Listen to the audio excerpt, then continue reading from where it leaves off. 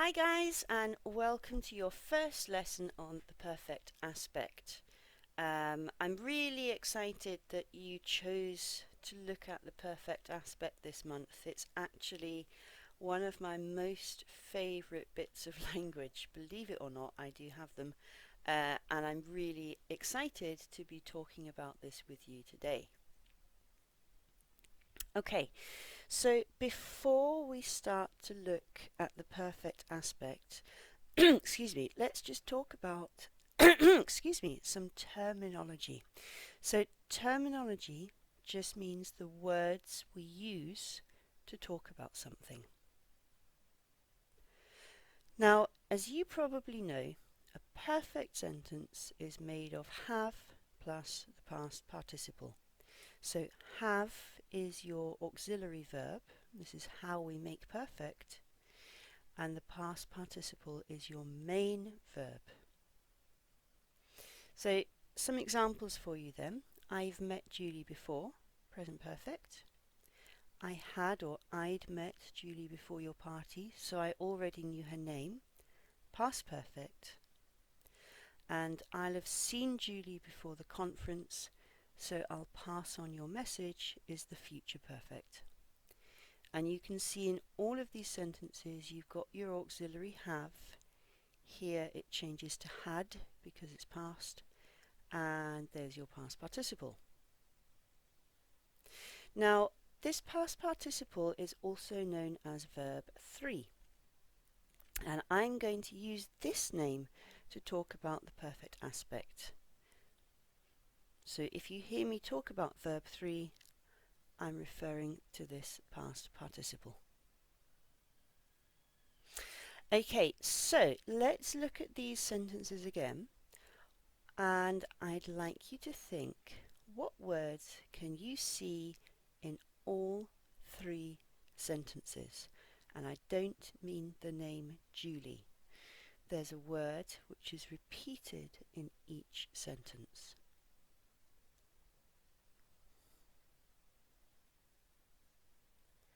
Okay, so the repeated word is the word before. So we've got it here, we've got it here, and we've got it here. So that gives us a really big clue about the perfect aspect.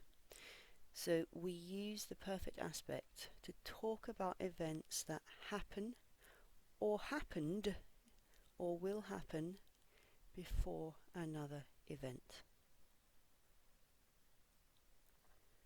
Okay, so excuse these little blue things. You'll see what they are in just a second.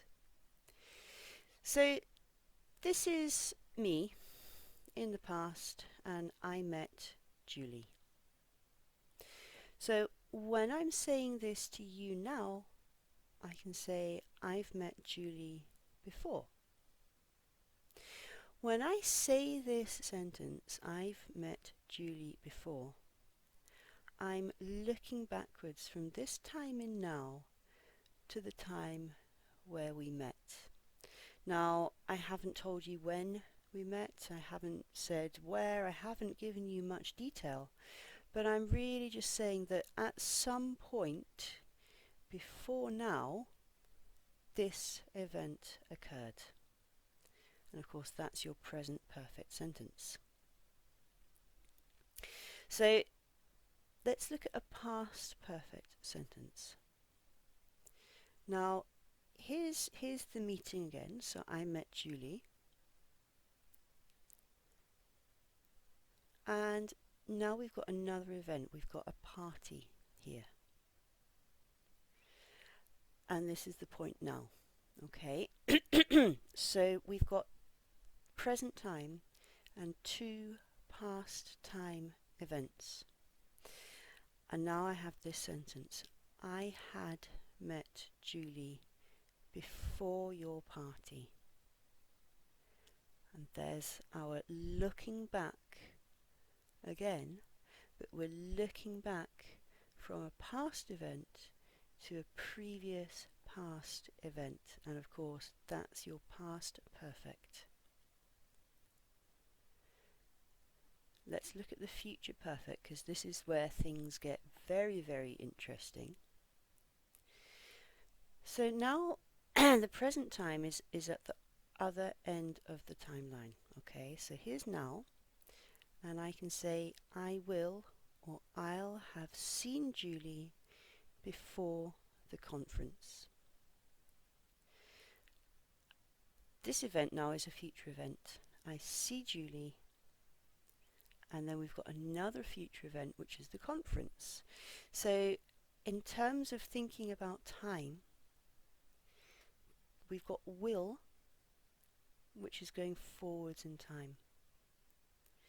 But then we've got our perfect, which is going backwards in time.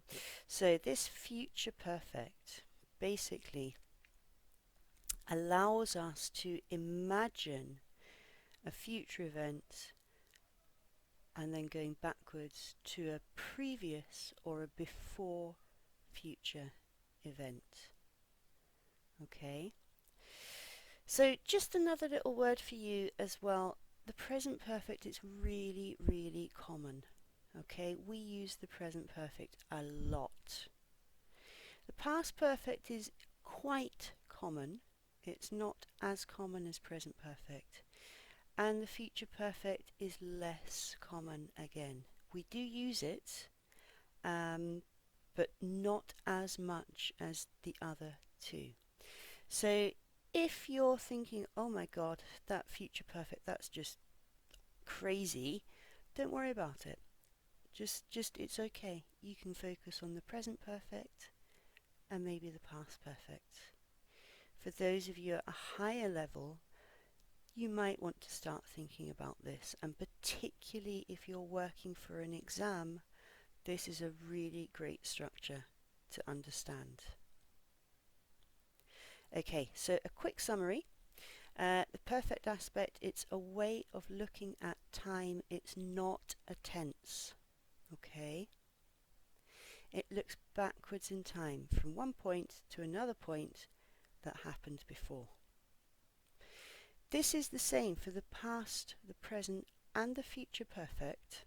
So they all do the same job, and it's also the same for perfect simple and perfect continuous. So we haven't talked about these yet, but this basic job of looking backwards is the same for both of these. And you can think of this perfect aspect as retrospective, just looking backwards in time.